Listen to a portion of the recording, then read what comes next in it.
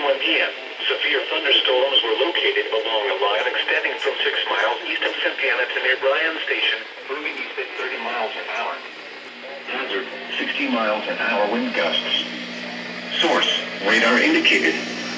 Impact, expect damage to roofs, siding, and trees. Locations impacted include Paris, Carlisle, Millersburg, North Middletown, Black's Crossroads, Hutchinson, Ellisville, Carmel, Moorfield, and Currentsville.